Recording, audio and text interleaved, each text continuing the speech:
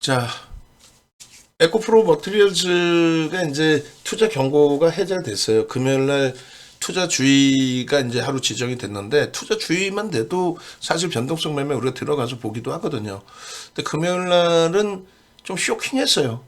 계좌는 굉장히 큰 수익으로 되돌려져 있는데 전체 계좌가 주력 주목 하이닉스 신고가에 현대차의 탄력적인 반등, 뭐 LG화학도 일단 어쨌건 탄력 반등. 거기에 이제 뭐 HPSP도 사상 최대치 신고가 찍어주고, 근데 이제 거기서 찍고 확 밀려버렸죠. 그게 이제 고점 차익 실현 대처가 조금 미흡했어요. 근데 뭐 전혀 우리는 그 부분에 연연하지 않고 있습니다만 그래도 사상 최대치 고점 찍고 밀리다 보니까 자, 월요일부터는 에코프로 머티리얼즈, 두산 로보틱스, LS 머티리얼즈를 같이 볼 수 있을 것 같습니다. 그 이유 부분들 다 설명을 해드릴 거예요. 네이버에서 윤정두를 검색하시고 찾아오시면 일단은 뭐 홈페이지, 유튜브, 카카오 채널 이렇게 있어요. 유튜브에서 여러 가지 이런 전략들, 두산 로보틱스, 뭐 SFA 반도체, HPSP 뭐 그 위주로 많이 돼 있죠. 위메이드 최근 들어서 변동성 종목은 두산 로보틱스, 위메이드, HPSP 이렇게 세 종목을 잡았고 SFA 반도체의 비중도 5%로 확대를 했어요. 그러니까 여기도 이제 폭등 나오고 금요일 날 고점에서 미끄러졌을 때 차익 실현 범위를 제대로 좀 안 잡아드렸는데 크게 뭐 문제는 없습니다. 그래서 수급 논리에 대한 부담 요인이 없기 때문에 월요일 날 다시 한번 상황에 따라서 이제 교육 영상 또 올려드릴 테니까 참조하시고, 정회원님들은 지금부터는 이제 꽃길만 걷는다 생각하세요. 변동성이 확장되는 초입 국면에 못 견디시는 분들이 계세요. 이거는 뭐, 이거 어떻게 대처하지? 근데 지금 바짝 신경 쓰시면 1년 농사, 내년 농사까지 지금부터 해서 1분기에 다 끝내버릴 수 있단 말이에요. 1분기까지도 안 가. 1월 달까지면은 1년 농사 끝내고 이제 그다음부터는 또 여유 부분을 가지고 가실 수 있을 그런 장이란 말이에요. 그렇게 해서 뭐 유튜브 참조하시고, 그리고 홈페이지에 오셔가지고 지금 수익이 목적이시잖아요. 수익을 잡아내세요. 수익이 목적이시니까 수익을 잡으러 간다. 이렇게 생각하십시오. 그래서 수익 기준의 설정 범위를 좀 잘 잡아서 대처해 나가자. 수익 범위 놓고 보시고요. 그래서 결론적으로 전체적인 그 기준, 흐름 기준을 우리가 이제 차분차분하게 대처해 나가면 뭐 크게 뭐 무리는 없을 것 같아요. 잠시만요. 요 이제 관심 종목군들 기준점도 이렇게 좀 잡아서 설명을 드릴 건데, 제가 이제 내부 좀 지시, 업무 지시 할 거 간단하게만 홈페이지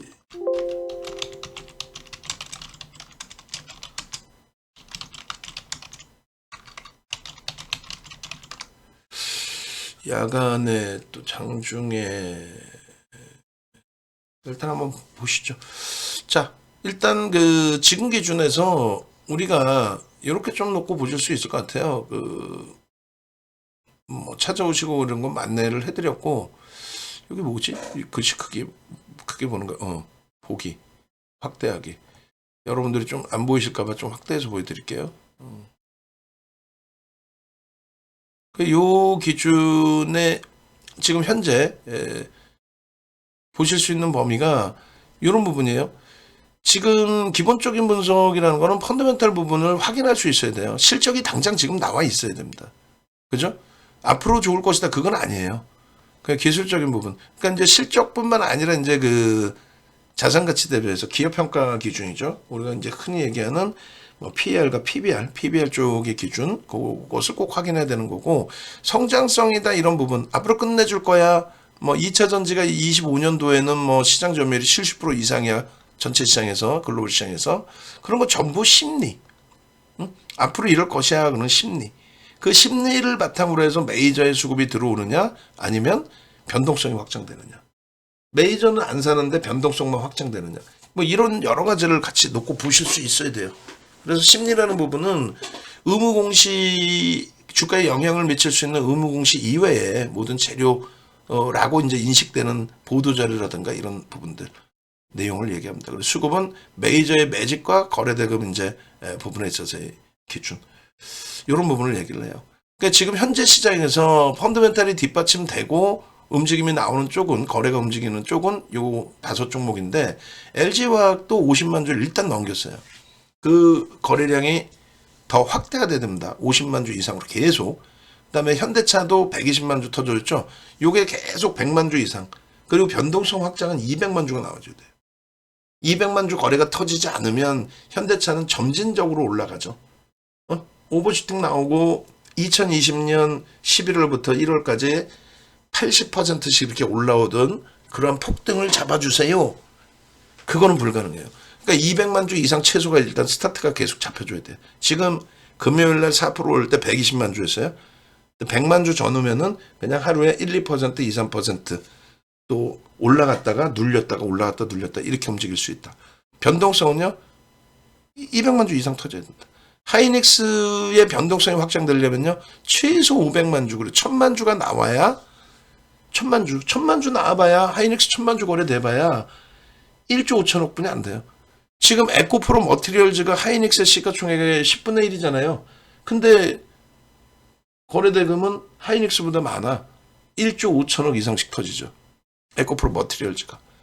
그러니까 그걸 꼭 기억하셔야 돼요. 거래대금이 얼마나 중요한지. 시가총액이 크다고 거래대금이 많은 건 아닙니다. 삼성전자 거래는 최소 2천만 주 이상 터져야 돼. 그러니까 이런 내용들을 말씀드리다시피 요 밑에 이제 좀 안 보이실 텐데 매직 시그널 홈페이지에서 들어오시면은 이게 저게 9시간짜리 교육 5강이 들어가 있어요. 45시간. 우리 정의원님들은 그거 다 달라고 그러셔갖고 지금처럼의 내용 다 교육 받으셔야 돼요. 차분차분. 기초부터 실전까지. 그렇게 해서 지금 이벤트 진행하니까 교육 받으셔서 문자까지 받으셔서 수익까지 내시고, 그 다음에 현대차, 기아, LG와 뭐 펀더멘탈적인 부분, 그 다음에 펀더멘탈이 되고 메이저에 매집이 돼 있는 게 요 4종목 기준. 그러니까 LG화학은 매집은 안 돼 있어요. 유통 물량이 제한적인 건 인정을 하는데 그렇다고 해서 매집이 돼 있거나 그렇진 않아요. 단기적인, 특히 올해 들어서. 그 다음에 펀더멘탈 뒷받침되고 메이저의 매집이 뒷받침되고 거래까지 요즘에 터져준다. 하이닉스와 삼성전자인데 현대차, 기아가 거래가 일단 형성이 되려는 움직임이죠. 요거 이제 200만 주, 현대차 200만 주 터지면 거래대금까지 형성됐다로 넣을 겁니다. 그 다음에 메이저의 매집이 뒷받침되고 펀드멘탈은 확인해야 되는데, 펀드멘탈 성장성은 알겠는데 펀드멘탈은 없지만 메이저의 수급이 일부 들어오고 거래대금이 확대돼 있다 하는 거는 두산 로보틱스, 또 위메이드가 지금 거래가 조금 둔화돼서 좀 그게 그런데 위메이드, 그리고 HPSP, 주성 엔지니어링, 한미반도체, SFA 반도체. 근데 이 부분을 나눠 볼까요? 이 부분을 나누죠. 어떻게 나눌 거냐면 메이저의 매집만 돼 있는 거. 무슨 말이냐면은 거래대금만 형성돼 있는 기준이 있고 메이저의 매집이 이렇게 돼 있잖아요. 그러니까 메이저의 매집과 거래대금이 같이 있는 건 두산 로보틱스하고 현재 기준의 HPSP가 되죠. 그죠? 아니 고점에서 꼬리 달고 내려왔든 말든. 그리고 거래대금이 수반돼 있는 쪽은 SFA 반도체 매집이 돼 있고, SFA 반도체 이 정도. 그다음에 거래대금이 있는 쪽은 뭐 현재로서는 제한적으로. 그럼 메이저의 매집만 있는 것은 두산 로보틱스가 아니고 위메이드, 그죠? 매집은 돼 있고 거래가 지금 없어. 그다음 주성 엔지니어링, 그리고 한미반도체, 얘도 10% 매집이 돼 있습니다. 그리고 하나마이크론도 단기적으로는 좀 그렇긴 한데 하나마이크론 요 정도. 그리고 거래대금만 있는 쪽, 거래대금만 있다, 거래대금이 좀 풍부하다라고 하는 쪽의 기준은 에코프로 머티리얼즈와 LS 머티리얼즈, 그리고 HLB, 이 정도가 지금 거래대금의 이슈까지 형성이 되어 있습니다. 근데 이제 HLB 같은 경우는 시간에서 좀 많이 미끄러졌어요. 그리고 원체 이제 펀더멘탈적인 부분에 대해서는 뭐라고 표현할까요? 좀 제한적인 검증을 더 받아야 되는 그런 상태이기 때문에 그 부분에 대해서는 이제 조금 여러분들이 심사숙고를 하셔야 됩니다. 어찌됐건 결론적으로 이렇게 이제 기준을 잡아서 설정을 해드릴 겁니다. 이렇게. 그 중에 이제 우리는 앞부분의 종목군들의 내용은 다 들여다봤고 대부분 지금 에코프로 머티리얼즈, LS 머티리얼즈, 두산 로보틱스 뭐 이런 기준으로 좀 놓고 볼 겁니다. 그렇게 해서 됐나요? 펀더멘탈 부분과 메이저에 매집이 되어 있는 거, 여기서 LG화학이 하나 빠져나간 거죠. 그다음 거래대금까지 이제 형성되어 있는 거. 여기서는 얘네는 좀 더 거래대금 봐야 된다. 이 기준이 되는 거고. 그다음에 펀더멘탈은 뒷받침 안 되더라도 메이저 매집이 되어 있고 거래대금이 있는 거. 두 종목에 매집은 좀 제외하니까 얘는 좀 빼놓읍시다. 이렇게 갑시다. 이렇게 가면 될 것 같네요. 그렇게 하고 메이저에 매집이 되어 있고 매집이 되어 있는 쪽 위메이드, 주성 엔지니어링, 뭐 한미반도체, 누적적으로 하나마이크론, 뭐 리노공업 이런 쪽 거래대금 이슈는 에코프로 머티리얼즈, LS 머티리얼즈인데 HLB는 일단 빼고 이렇게 갈게요. 그러면 18일 날 관심 종목군의 기준은 이 범위 내에서 여러분들이 주력과 비주력 설정해서 놓고 보시면 될 것 같고요. 이 내용은 에코프로 머티리얼즈 지금 교육해 드리고 나서 바로 올려드리도록 하겠습니다. 무료 방에 올려드리도록 하겠습니다. 자, 그렇게 해서 이제 에코프로 머티리얼즈부터 좀 들여다볼 건데, 에코프로 머티리얼즈는 뭐 홈페이지 메인 화면에도 이렇게 나와 있듯이 누적 수급 범위가 저 당시 기준에 169%로 돼 있어요. 지금 기준은요 확대돼 있죠. 결론적으로 에코프로 머티리얼즈 이렇게 띄어서 볼 텐데, 에코프로 머티리얼즈를 뜬금없이 주가가 올라가니까 우리가 뭐 코멘트하는 거 아니냐? 그렇지 않고요. 유료 회원님들께도 오픈을 해드렸는데 다만 이제 교육용, 교육용.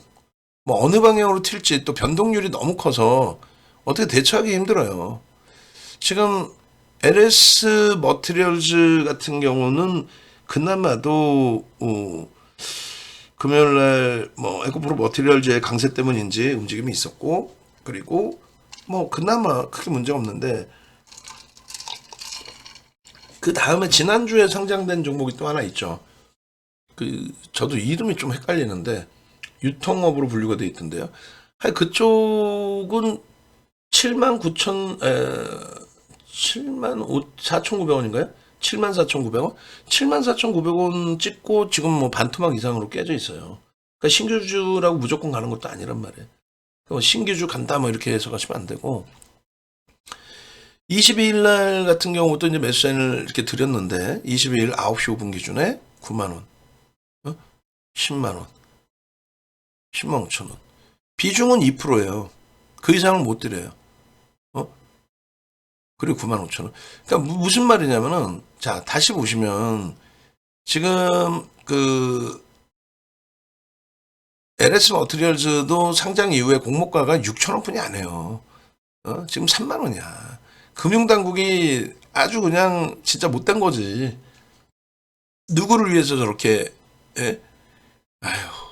그리고 지금 블루엠텍이죠. 블루엠텍 같은 경우는 공모가 19,000원짜리, 그러니까 시가총액 2천억 정도? 2천억 정도 하는 애를 첫날 75,900원까지 만들면서 첫날 7천억, 8천억까지 돼 있었단 말이에요. 그게 75,900원 찍고, 75,900원이 맞는데 방송국에서 확 그냥 74,900원이 고점이라고 잘못 얘기해줘가지고 계속 74,900원이 고점인 줄 알았네. 75,900원이 맞거든요. 왜냐면 장주에 보고 있었단 말이에요. 보고 있었는데 75,900원 찍고 어떻게 됐어요? 박살 났지. 3만 원이 뭐야. 저점이 27,500원. 그럼 이걸 사신 분들은 나 진짜 금융당국이 딴 걸로 넘어가면 또 시간 길어지니까 블루엠텍도 관심 종목으로 넣어놓긴 할 거예요. 그러니까 펀드멘탈 외적인 요인이죠. 19,000원에 공모를 했으면 19,000원의 가치가 있다라는 거예요. 그리고 에코프로 머티리얼즈도 지금 공모 가격보다 많이 올라와 있는 부분에 대해서 공모 가격도 거품이 많다라는 논란이 컸단 말이죠. 파도 때문에. 어찌됐든 결론적으로 철저히 기술적으로만 대처한다. 기술적인 부분은 뭐라 그랬어요? 기술적인 부분은 수급과 심리적인 면을 논한다. 이렇게 말씀드렸어요. 그건 설명드릴게요. 그래서 에코프로 머티리얼즈 월요일날 들어가도 또 교육용 2%로만 들어갈 거고, 그 2% 기준에서 일단 분할 매수 2번 정도 하는데 음봉으로 떨어지면 밑으로 떨어지는 물량은 안 잡을 거예요. 저점을 찍고 돌리면 그때는 다시 뭐 추가 편입을 해서 2%를 채우든 할 건데 그 이상은 안 채웁니다. 뭐 개별적으로 뭐 20%를 하시든 100% 하시든 그걸 제가 컨트롤할 수는 없는데, 저는 2% 교육용으로만 드리고, 이런 종목군들의 결과물을 보시면서 아, 이런 식으로 움직이는구나. 펀더멘탈 검증이 안 돼도 뭐 움직이려고 하면 이렇게도 움직이는구나. 그런 내용을 좀 인식을 하셔야 된다. 그리고 27일에도 이렇게 매수 사인을 드리고 차익 실현 범위를 잡아드렸어요. 매수 사인을 11만 원을 잡아드리고 12만 5,400원, 12만 6,300원. 그러니까 여기서 차익 실현을 밀리면 저점 이탈되면 차익 실현 하세요 해놨는데 안 밀리고 쭉 뻗어 올라왔단 말이에요. 그렇게 해서 이제 뭐 상한가에 절반 차익 실현 하십시오 이렇게 해놨거든요. 그리고 나서는 투자 경고에 진입됐기 때문에 나머지 물량은 개별적으로 알아서 차익 실현 하십시오. 무책임한 게 아니라 주가에 관여를 안 하려고 그러는 거예요. 그 전체 매매. 우리 방안내 기준에. 그렇게 해서 결론은 뭐 금요일날 기준에 17만 원대 넘긴 거죠. 그렇지만 이제 우리 거 아니다라고 생각하고 월요일부터 또 접근한다. 그러니까 에코프로 머티리얼즈의 지금 이제 공모 개요에 대해서 이렇게 설정을 해드린 건데, 그 당시에 이제 뭐 여러 가지 이슈도 있고 별의별 내용이 다 있어서 아니 결국은 고평가 아니냐, 고평가 아니냐, 3분기 실적 적자, 이거 고평가 아니냐, 당연하죠.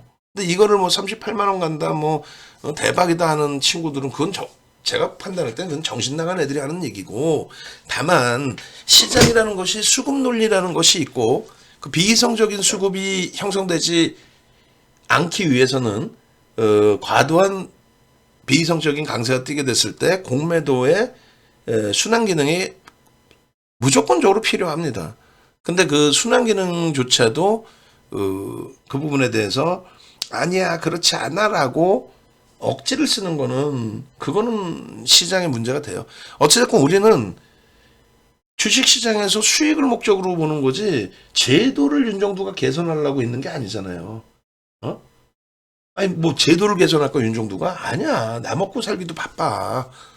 우리는 수익의 기준을 설정해서 놓고 봅니다. 근데 이제 이게 여러분들께서 HTS에 이렇게 보시면 이렇게 나와요. 공모할 때 이제 유통 물량, 유통 가능 물량 뭐 이런 내용들 다 이렇게 나옵니다. 근데 지금 유통 물량이 16.1%에서 이제 요게 다 유통 물량일 거예요. 16.1%가. 요 물량에서 코스피 200 지수에 편입이 되게 되면, 그러면 유통 물량이 없는 상태에 코스피 200 지수에 편입이 되다 보니, 특례 상장을 하다 보니 고물량 들어오면 이제 수급 논리에 의해서 주가 강세가 굉장하게 유지가 될 것이다. 이런 내용이 있는데, 거기에 이제 MSCI 지수에 편입이 되겠죠. 그러면 MSCI 지수에 이제 편입되는 기준에서 주가 흐름이 긍정적으로 연출될 수 있다. 이렇게 이제 해석을 하고 개인들이 좀 몰려 들어오고 있어요. 그렇게 되면 원래 일반적으로 공매도가 제 기능을 합니다, 사실. 야, 이거 말 같지도 않은 거품인데, 야, 이거 참. 그러면서 매도를 해요. 그 규모가 자기가 운영하는 자산에 상당히 제한적인 금액만 매도를 합니다. 감당할 수 있을 정도의 물량만 매도를 해요. 계속 올라오면 계속 매도인 거지. 근데 이제 우리는 무차익 공매도는 불가하니까 차입을 해와야 되는데, 그 차입의 규모가 대부분 저쪽 외국계들의 패시브 자금 들어오는 그 자금에서 이제 빌려다가 하는데, 뭐 이런 얘기 해봐야 이제 좀 혼란스럽고 못 알아들으시잖아요. 알아들으신 분들도 계실 거고. 그냥 간단한 거는 그거를 생각하시면 돼요. 유통 가능 물량이 1000만 주뿐이 없다.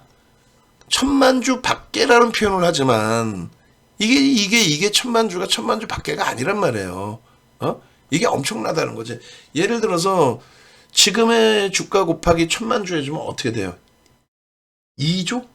2조 정도 하나요? 그 정도 한단 말이에요. 더 오르면은 3조. 그 자금은 어떻게 어디서 끌어올 거야? 배터리 옹호론자들도 이거 계속 갈 겁니다 하는 사람들 말 맞다나 묻지마 투자가 계속 들어와서 3조가 형성되게끔 할 거예요.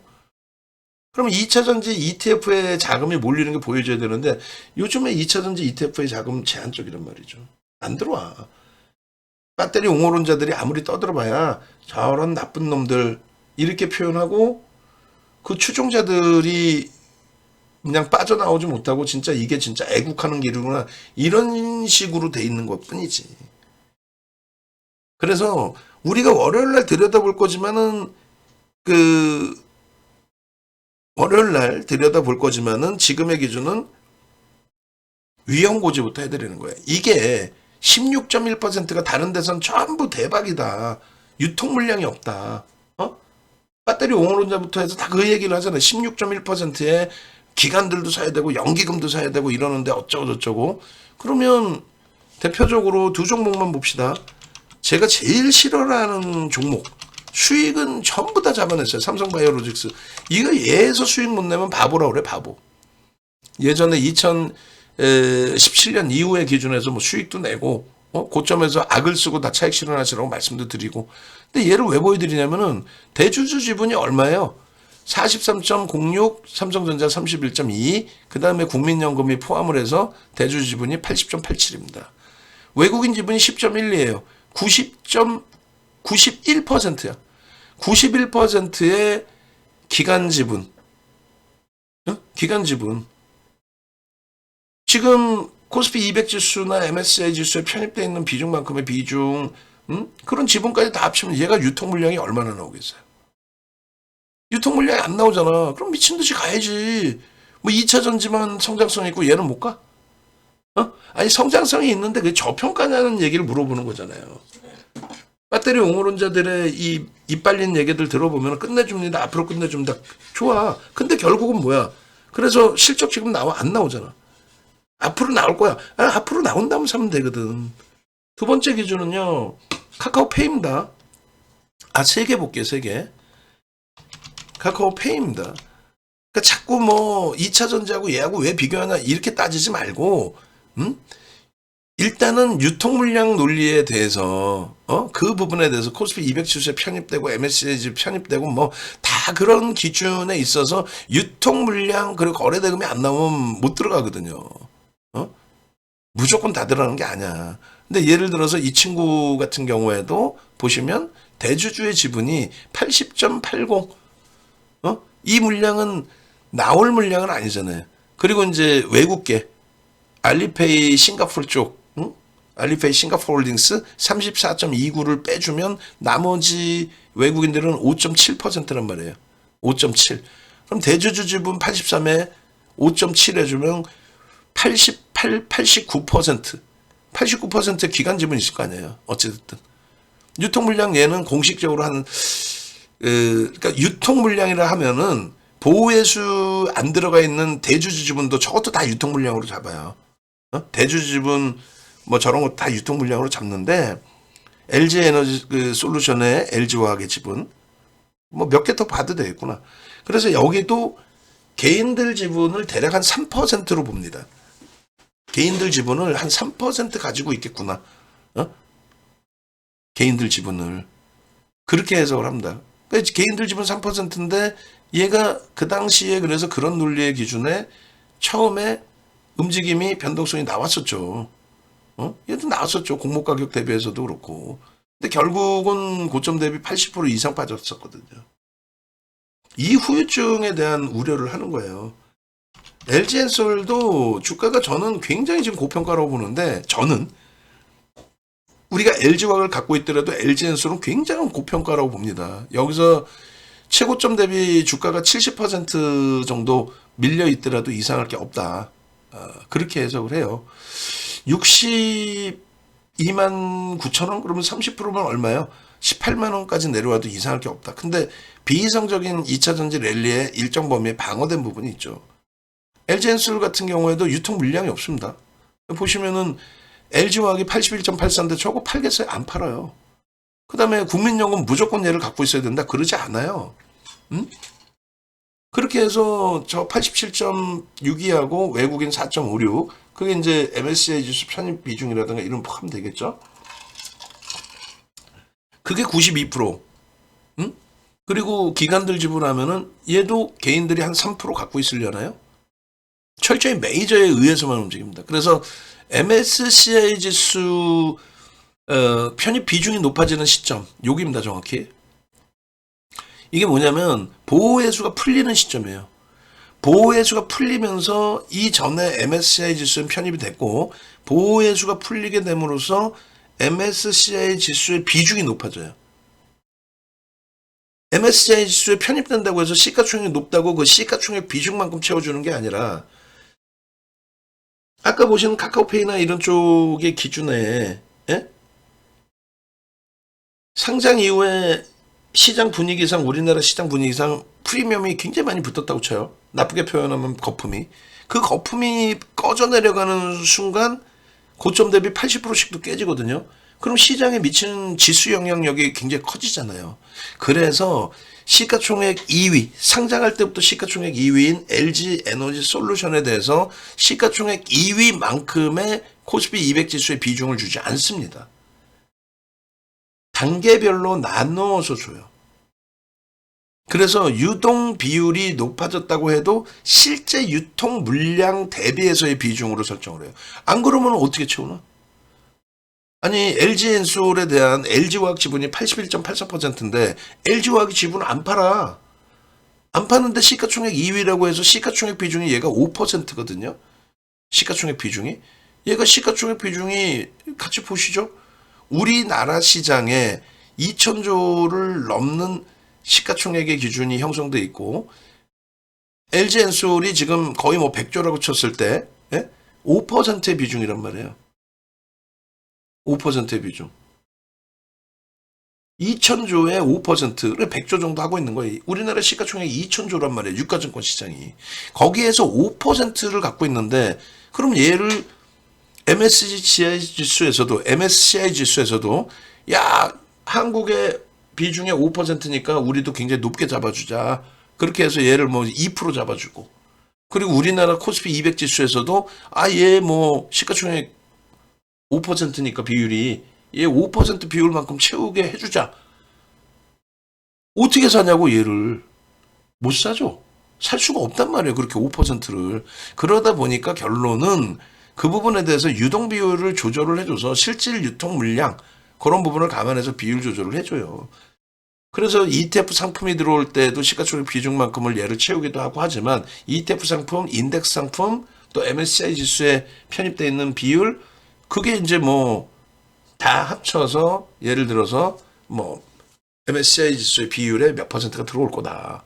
이런 기준을 설정을 잡는 거예요. 그러니까 다시 얘기해서 에코프로 머티리얼즈가 MSCI 지수에 또 편입이 되더라도 편입 비율은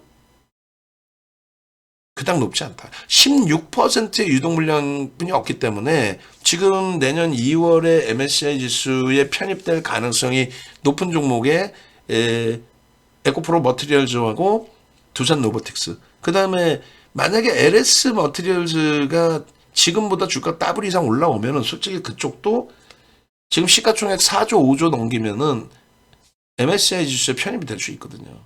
4조 5조 넘기면 이제 심사 대상 쪽으로 들어간단 말이에요.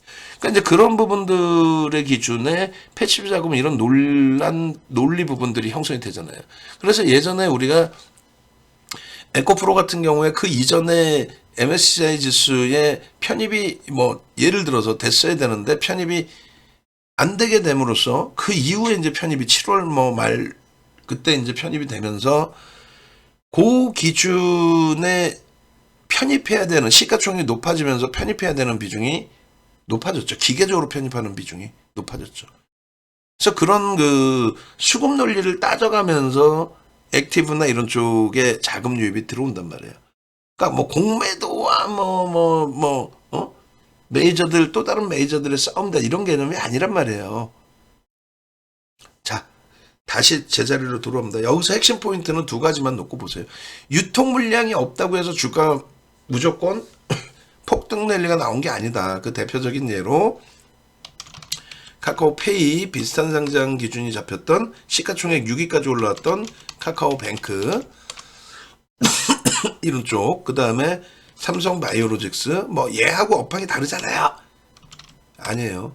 지금은 펀드멘탈 외적인 얘기를 하잖아요. 그죠? 펀드멘탈적인 부분에 있어서는 전부 다 검증을 받아야 되는 종목군들이에요. 성장성 뭐 다 좋은데 지금 현재 실적보다 주가가 많이 올라와 있는. 그죠? 그리고 이제 공매도가 있다라고 가정을 했을 때 기준에 HMM 같은 경우에도 여기도 이제 MSCI 지수 편입되고 나서 뭐 계속 긍정적인 흐름이 나올 것 같았는데도 불구하고 초기에 밀릴 때 뭐 공매도 영향 뭐 얘기도 많이 나왔었지만 결과적으로는 어찌됐건 70% 빠져 있잖아요. 그러니까 수급 논리에 의해서만 움직임이 나오진 않는다. 펀드멘탈을 대형주는 무조건 들여다 보실 수 있는 기준이 설정이 돼야 된다. 위험 고지부터 그래서 해드린다는 거예요. 아시겠죠? 그래서 지금 그 첫 번째 부분은 유통 물량이 제한적인 부분을 우리도 똑같이 놓고 보면서 들어갈 거예요. 유통 물량이 제한적인데 연기금이 금요일 날 50만 주를 샀어요. 이것을 5%까지 채울 거냐? 첫 번째. 그래서 연기금으로 추정되는 쪽이 장중에 매수가 들어오는지 첫 번째. 두 번째 기준은 외국인들이 MSCI 지수 편입 여부든 아니면 액티브 쪽에서 단기 공략을 하려고 하든 외국인들 쪽이 들어올 거냐. 그럼 외국인들 쪽은 무조건 프로그램 수급으로 대처를 해야 돼요. 아시겠죠? 그래서 뭐 몇 가지의 기준을 설정을 해드리는데 일단은 유통 물량이 이제 적은 부분에 대해서 우리도 이슈를 잡고 16.1% 물량이 적으면 적지만 저희 조단이기 때문에 결코 적진 않습니다. 그 내용 보시고 공매도가 없기 때문에 새로운 먹거리의 기준으로도 볼 수 있어요. 그 분위기에 개인들이 흥분해서 들어가는 게 아니라 이거 개인들이 올릴 수 있어요? 아니야. 외국인 기관들 쪽에서의 방향성 매매를 주기 때문에 같이 움직임이 나올 수 있다는 거예요. 그리고 이제 맨 처음에는 그 변동성 매매 기준에 1,500억 정도를 설정해 드렸는데 얘는 뭐 신규 상장할 때부터 계속 거래가 터지면서 1조 5천억까지 터지네요. 1조 5천억. 그 첫날 거래를 빼고 1조 5천억에 70% 1조 정도는 터져야 어떻게 된다? 들여다볼 수 있다. 그래서 항상 1,000만 주의 기준을 잡아드린 거예요. 1,000만 주에. 분봉 차트 보여드리면서 거래를 수반하고 양봉의 추이 추세가 나오면 들여다볼 수 있다. 그래서 이렇게 이제 개별 매 기준의 수익 범위를 가져가실 수 있다. 뭐 그런 맥락을 잡아드린 거고, 그 다음부터는 원래는 이제 정상적인 그 추이 추세의 종목이면 오늘 거래가 1,000만 주 떠졌으면 그 거래량의 80%, 그 다음날 터지는 거를. 그 다음에 이제 최근에 거래가 좀 밋밋하다 다시 움직인다 하면은 최근 기준에 의미 있는 거래대금과 거래량의 70%. 그런데 이 친구는 지금 시장에서 가장 핫하고 거래대금이 가장 많은 종목이에요. 그래서 시장의 거래대금과 자기의 거래대금을 놓고 보는데 이 친구가 최근에 1조 5천억을 넘기고 뭐 2조 가까운 거래대금을 터졌다. 그 거래대금의 무조건 70%뭐 이런 개념보다도 시장에서 거래대금 1조를 넘기면 가장 많은 거래대금이 형성되는 종목으로 인식이 돼요. 근데 이미 주가도 금요일날 24% 움직였단 말이에요. 그러니까 완전히 무슨 뭐 도박장처럼 뭐 상한가의 기준이라든가 이런 부분까지 다 이제 막 생각하게 되는데 어찌됐든 그런 걸 전부 다 감안해서 얘는 기준 거래 부분을 설정한 거예요. 앞부분에 11월 21일 같은 경우에는 1,000만 주면 1조가 거래가 되겠다. 그리고 이제 18일 날 기준에서 설정해 드렸던 부분은 뭐예요? 18일 날 기준에서는 아무래도 1,200만 주 정도 터졌었네. 얼마나 터졌죠? 그 마지막 금요일 날 하이가 거래량에 1200만 주가 아니라 80% 기준 18, 56 하여 800만 주를 설정해 놨어요. 800만 주를 설정해 놓음으로써 1조 5천억 수준의 거래 대금이 나올 수 있도록 그렇게 설정을 한 겁니다. 그런 그 기술적인 부분에서 거래량을 설정을 해드린 거고, 내일 800만 주 기준의 동시효과의 물량은 무조건 8만 주 이상 나와야 돼요. 8만 주. 또 9시 10분까지 80만 주. 9시 반까지 160만 주, 10시까지 240만 주가 터지고 양봉해야 됩니다. 꼬리면 안 돼요. 꼬리가 달리면 안 되고 양봉해야 됩니다. 결론적으로 가능성이 있느냐 했을 때 제가 볼 때는 10시까지 저 거래량은 다 나올 것 같아요. 다만 저 거래량은 나오는데 저 흐름이 강세로 형성될 수 있겠느냐. 저 흐름이. 거래량은 나오는데 양봉으로 유지될 수 있겠느냐. 꼬리가 나오거나 음봉이 떨어지면 안 들어가고 못 들어가는 거예요. 거래량은 수반된다고 봅니다. 24일 금요일날 거래 터졌기 때문에 거래량은 수반될 텐데 양봉이냐 꼬리가 제한적이냐 요것만 놓고 보면 돼요.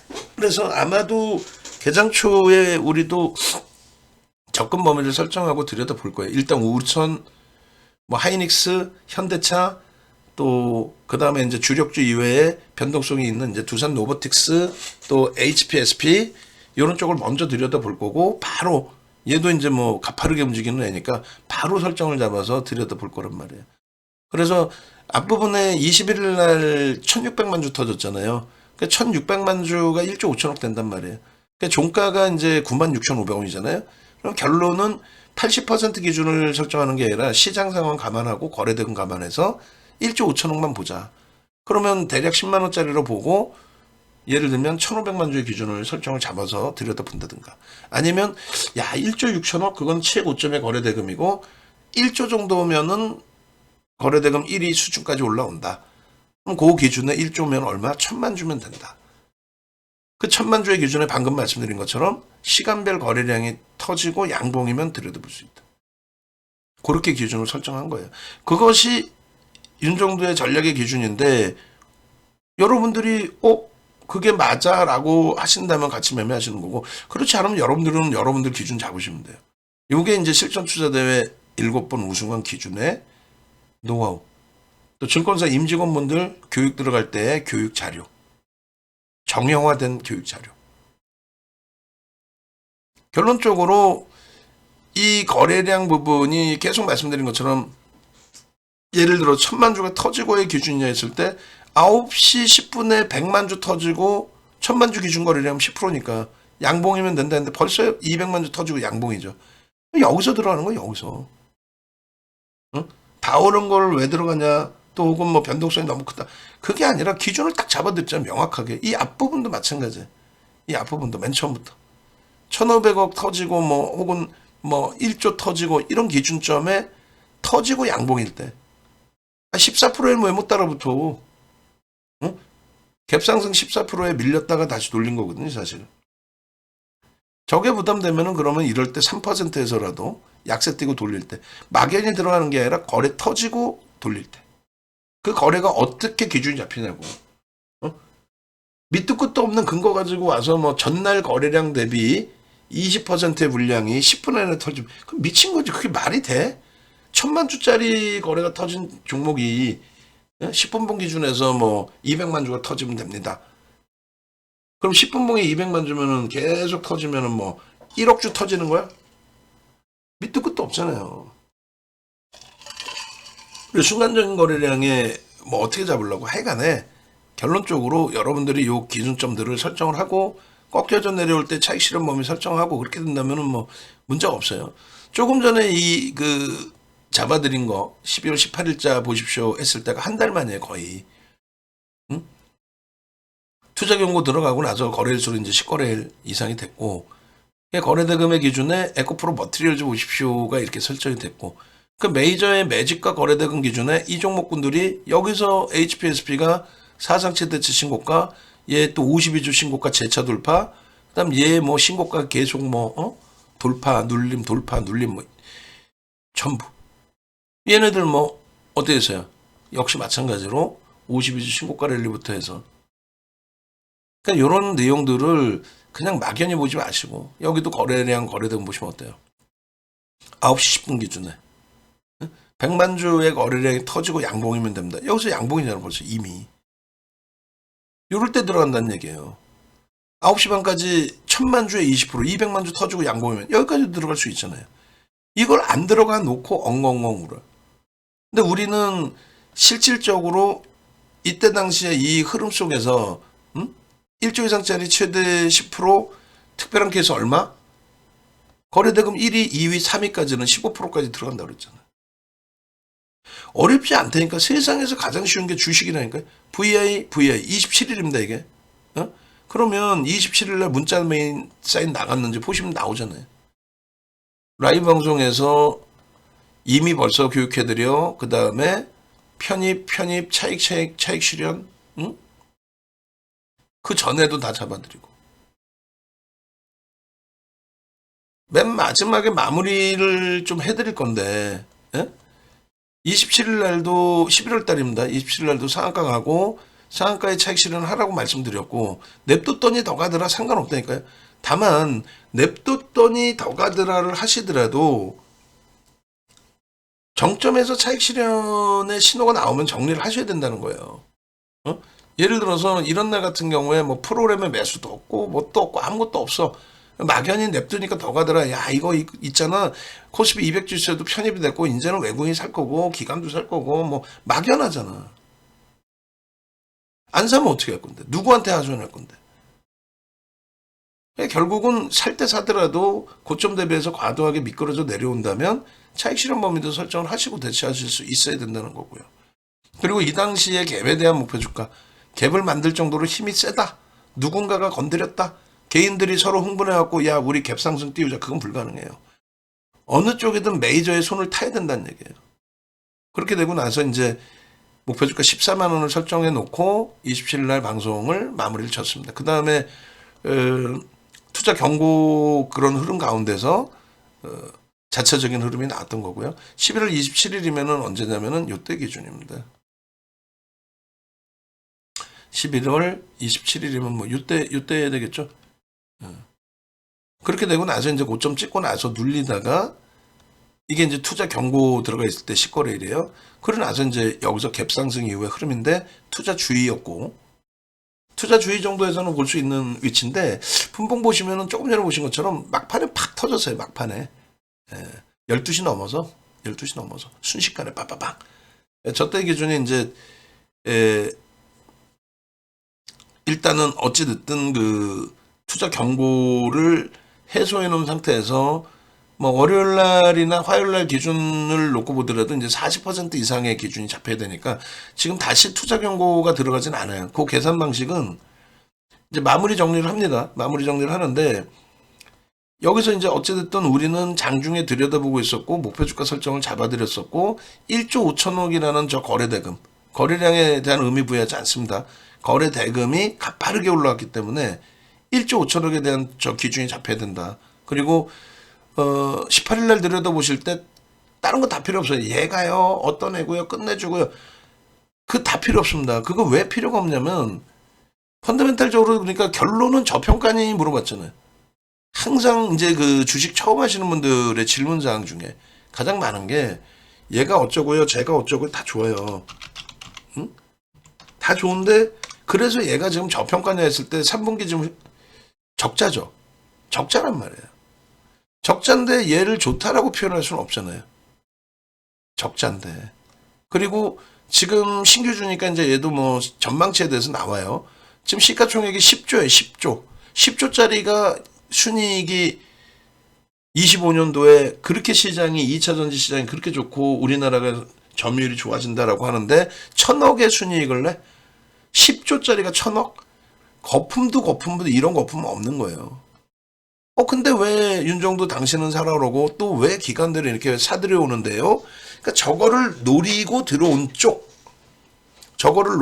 쪽이라는 건 뭐냐면 코스피 200 지수의 특례 상장이 되면 코스피 200 지수를 추정하는 인덱스 상품에서 매수가 들어오다 보니 그럼 200이 코스피 200 지수에 들어가면 수급 논리에 의해서 주가가 강세를 띌 수 있다. 누군가 사서 쟁여놓으니까.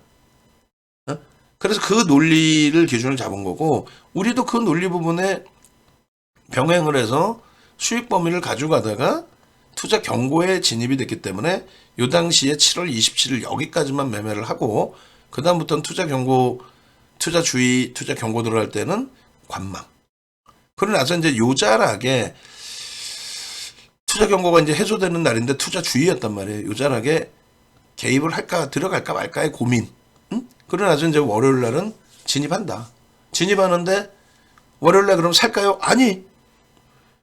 얘기했잖아요. 월요일 날 800만 주가 터지고 양봉이면 들여다본다. 그럼 800만 주가 장 끝나고 800만 주면 되겠느냐? 아니죠. 이 800만 주가 다시 강조드리면 동시호가의 1%, 8만 주 이상 터져야 되고 9시 10분, 9시 반, 10시까지 각 10%, 20%, 30% 터지고 양봉이어야 된다. 그게 아니면 못 들어간다. 나 어려워요. 문자 매매 사인 받으시란 말이에요. 그러면은 어떻게 하려는 거야 나보고. 이 이상 어떻게 그냥 월요일날 그냥 사세요. 내가 볼 때는 100% 올라갑니다. 그건 아니라는 거지. 왜? 저평가가 아니기 때문에 못 올라갔을 경우에 프리미엄이 깨져 내려가기 시작하면 상상을 초월한다는 얘기를 해드렸잖아요. 그리고 유통 물량에 대해서도 저 물량이 작으면 작은 물량이지만 그 부분을 무조건 작다 이렇게 해석할 수는 없다고 그랬죠. 그리고 16%의 유통 가능 물량이기 때문에 변동성 비율에 대해서도 이쪽에서도 놓고 봅니다. 그래서 지금 변동 이렇게 보호해주가 잡혀 있잖아요. 그럼 변동 비율은 이것뿐이 안 된다고 인식을 한단 말이에요. 저 변동 비율에 대해서 저 비율을 다 사는 것도 아니고 저 비율의 일부만 편입이 돼요. 그렇기 때문에 수급이 계속 들어온다라고 얘기하기 어려워요. 그러니까 그 수급이 들어오는지 안 들어오는지를 확인해 봐야 돼. 그래서 일단은 코스피 200 지수의 특례 상장이 됐더라도 이미 거기에 따른 패시브 자금, 인덱스 자금은 옵션 만기일 막판에 들어온 매수, 그게 다다. 그리고 이제 그걸 추정하는 쪽이 일부 추가적으로 들어올 수 있는데 그 부분은 검증 받아야 된다. MSCI 지수의 편입에 대해서도 시가총액 뭐 지금 10조니까 반토막 나지 않는 한 편입 가능성이 가장 높은 종목 중에 하나가 됩니다. 그리고 이제 거래대금도 뭐 이 정도면 충분히 유지돼 있고. 근데 문제는 그것도 마찬가지예요. 펀더멘탈이 뒷받침되지 않는데 수급 논리로만 계속 물량을 살 수 있겠느냐, 그 부분을 좀 놓고 봐야 돼요. 그래서 결론은 우리는 이렇게 볼 거예요. 우리는 외국인들 쪽에 수급하고 연기금 수급 두 가지를 놓고 볼 거예요. 근데 연기금 수급이 이거는 무조건 제가 볼 때는 단타 아닙니다. 연기금의 이 수급은 이 물량이 그대로 100% 오롯이 차익 실현으로 나간다. 그거는 절대. 그렇게 했다가는 연기금은 굉장히 운영 전략에 대해서 문책을 당하죠. 문책을 당하죠. 야, 너 연기금 국민연금이죠, 대부분. 연금과 기금 70여 군데. 연금과 기금 70여 군데를 합쳐서 우리는 연기금이라고 부르는데 그 중에서 이제 4대 연금이 있는 거고 그 중에 이제 국민연금의 비중이 90% 이상 97%? 뭐 하여 국민연금이죠, 대부분이. 그러니까 이제 국민연금의 그 소중한 국민들의 국민연금을 가지고 이걸 단타치로 들어왔느냐? 그럼 굉장히 문책성이 되는 거죠. 그잖아요. 그리고 주식시장을 교란하는 거잖아. 펀더멘탈 외적인 요인에 그냥 뭐 왜 들어왔어? 그냥 뭐 오를 것 같아서 단타치로 들어왔어. 이러면 안 되거든요. 수익을 내더라도. 그러면 안 된단 말이에요. 그러니까 결론적으로 연기금 쪽에 들어온 이 물량은 단기적으로 나가지 않을 거라고 봅니다. 근데 이 물량이 말 그대로 두산 로보틱스처럼 지속적으로 들어온다? 그러면 고맙죠. 유통 물량이 사실상 그렇게 많지 않잖아요. 16.1%잖아요. 16.1%에 일단은 코스피 200 지수에 편입이 됐기 때문에 어찌됐건 투신 쪽에서 인덱스 상품을 운영하는 게 어디에 투신이지. 그러니까 투신 쪽에서 아름아름 들어왔단 말이에요. 14일날 종가에 들어온 게 요게 인덱스 자금 들어온 거예요. 코스피 200 지수에 200 지수에 연동돼 있는 자금 들어온 게 저겁니다. 그리고 이제 그 다음 기준에서 이제 들어오는 부분은 인덱스 상품을 추정하는 그 자산 운용사들이 일부 비중을 맞출 수 있어요. 근데 유동 비율이 아까 말씀드렸잖아요. 16%의 일부를 맞추는 거기 때문에. 그러니까 16%면은 시가총액 기준은 얼마? 1조 6천억이죠. 1조 6천억. 코스피 200 지수의 시가총액 대비해서 1조 6천억의 비율만큼만 사는 거예요. 아시겠어요? 그러니까 금액이 실질적으로 이 추정 자금의 비율이 그렇게 높지는 않습니다. 전체 1.6% 사는 게 아니에요. 그렇게 놓고 보시고, 그래서 요 수급 범위는 이제 그 프로그램보다는 자체적인 매매 기준이 잡힙니다. 그러니까 장 끝나고 보셔야 되고, 장중에는 외국인 기관의 수급이 하루에 몇 번? 5번뿐이 안 나와요. 외국인 기관의 그 수급 추정치가 하루에 5번뿐이 안 나옵니다. 그래서 5번뿐이 안 나오기 때문에 장중에 외국인과 기관의 수급을 보고, 야, 외국인 따라잡기, 뭐 기관 따라잡기, 외국인 기관 쌍끌이, 장중 실시간 따라잡기, 그건 다 거짓말이에요. 우리나라 전산본부에서 그 코스콤에서 주는 거는 하루에 5번뿐이 안 줍니다. 대신에 프로그램은요, 실시간으로 볼 수 있죠. 근데 이 프로그램은 외국계 기관 투자자와 국내 기관 투자자뿐이 못 써요. 아까도 말씀드린 것처럼 뭐 한국경제TV에서 시스템 매매 교육 시켜준다고 하고 한국경제TV의 매출이 1위야. 수십억을 매출을 해요. 근데 이 프로그램 매매에 대해서도 뭔지를 몰라. 그러면서 설명을 해요. 그게 뭐 유료는 아니지만은 유료 내용도 제가 볼 땐 그런 식으로 설명할 것 같아. 프로그램 매매는 기타 법인의 매매다. 기타 법인은 외국계 기관 투자자나 국내 기관 투자자로 설정이 안 돼 있어요. 기타 법인은 그냥 윤정돈의 회사, 또 삼성전자가 자사주 매입할 때 삼성전자 계정으로 사면 그건 기타 법인으로 잡힙니다. 그거는 외국인 기관 그 수급에 포함이 안 돼요. 근데 어떻게 프로그램 매매를 기타 법인이 한다? 또 그 기타 법인을 보험을 기타 법인으로 이야기를 그 친구가 그러니까 매출 1위 한다는, 교육 매출 1위 한다는, 종목 검색기, 예? 종목 잘 잡아주는 검색기 만드는 방법 알려주겠습니다 해놓고 기타 법인을 프로그램 매매를 기타 법인이 쓰는 거라고 이런 식으로 설명을 하는데, 그게 아니고 프로그램 매매는 외국계 기관 투자자, 국내 기관 투자자, 우리나라에서 인가를 받은 쪽의 기관 투자자만 매매를 할 수 있고, 그것이 이제 집계가 잡힙니다. 그리고 여러분들이 흔히 얘기한 프로그램 매매라는 거는 그건 시스템 매매. 예? 알고리즘 넣고 그냥 시스템 처리해서 시스템 매매. 프로그램 매매는 이런 식으로. 그러니까 결론은 내일 당장 볼 때 기준 우리는 프로그램 매매 기준을 잡아서 외국인들의 수급 추정치를 잡을 거예요. 근데 이제 대부분이 프로그램 쪽의 매매를 통해서는 외국인 위주로 들어와요. 프로그램 매매를 통해서는 대부분이 이제 외국인들 위주로 프로그램 매매의 기준이 잡히고요. 그리고 기관들의 경우는 거의 안 써요. 거의 안 쓰는데, 지금 에코프로 에코프로 머티리얼즈의 특이한 부분은 기관들 쪽에 그 프로그램을 이용한 매수가 상당폭이 유입된 것으로 보여져요. 지금 기계적으로 매수한 부분이. 무슨 말이냐면 이거 굉장히 중요한 내용인데, 특히 이제 극대형주들의 경우는요, 그러니까 시가총액 5조, 10조 이상 그렇게 넘어가는 친구들, 그런 친구들은 특히 이제 하이닉스 이런 애들은 프로그램 매매하고, 여러분들 그냥 보는 외국인 수급, 기관 수급 요거하고 하이닉스의 경우는 프로그램 영향력이 굉장히 제한적이거든요. 다른 쪽은 굉장히 이쪽이 영향이 많이 잡힙니다. 나중에 이제 기회 되면 그것도 교육을 해드리고, 우리 정회원님들은 아시는 내용이 되는데, 매도 기준 보시면요. 매도 기준에 보시면 프로그램 매도가 52만 9천 주잖아요. 그러니까 52만 9천 주의 기준에 매도의 기준에 외국인 기관이 이렇게 있는데, 대부분 요 기관의 매도는 프로그램을 이용하지 않고 외국인들이 대부분 프로그램을 이용해서 매매를 합니다. 상당 부분이 그래요. 두 번째 기준에 매수만 놓고 보시면 프로그램 쪽의 매수량이 86만 7천 주잖아요. 외국인들보다는 기관이 여기서 많잖아요. 근데 일반적으로 외국인들이 프로그램을 대부분 이용을 합니다. 근데 지금 특이한 케이스로 기관이 프로그램 쪽의 관여도가 좀 생겼잖아요. 이 부분은 굉장히 유리하죠. 월요일장 기준에 프로그램 쪽의 수급이 개장 초부터 들어온다면 그러면 상당 부분 기관 쪽에서 연기금 쪽에서 들어오고 있다 이렇게 해석해도 조금 무리는 없을 것 같아요. 그러니까 프로그램 매수가 들어오면 우리도 좀 공격적으로 볼 거고, 두 번째 기준은 외국인 지분이 0.8%뿐이 안 됩니다.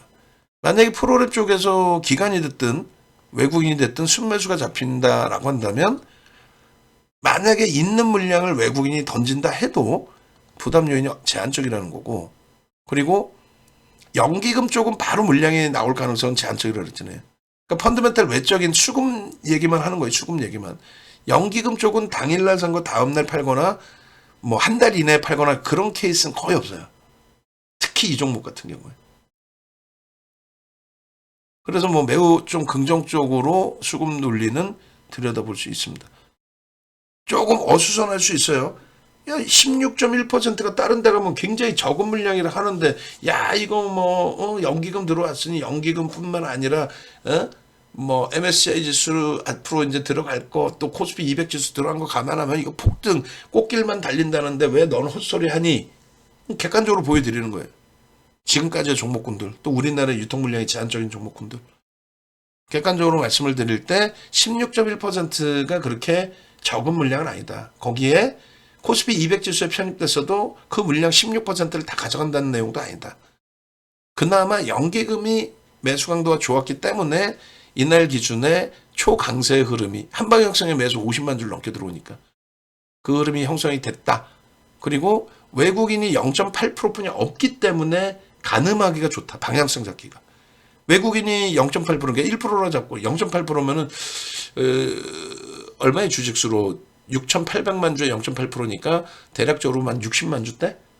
60만 주가 나오면은 기간 57만 주 사면서 이만큼 들어 올렸으니 60만 주 나오면 이만큼도 밀릴 수도 있어요. 근데 원체 이제 매수 대기세가 있죠. 개인들도. 거기다가 외국인이 바보가 아닌 이상 그 60만 주를 뭐 밑으로 집어 던질 일은 없잖아요. 그잖아요. 그래서 수급은 일단 긍정적인데 맹신하지는 않는 거. 그리고 정체 상태이거나 꼬이게 되면 있는 물량도 일단 좀 차익 실현. 양봉일 때 말고 꼬리 달릴 때. 음봉일 때. 그리고 관여도 부분을 좀 놓고 보셔야 되는데, 개인들이 너무 흥분해서 이런 식으로 움직이면 안 좋아요. 무슨 얘기냐면은 주가가 오르더라도 외국인 기관 관여도가 최소 15% 이상 돼야 됩니다.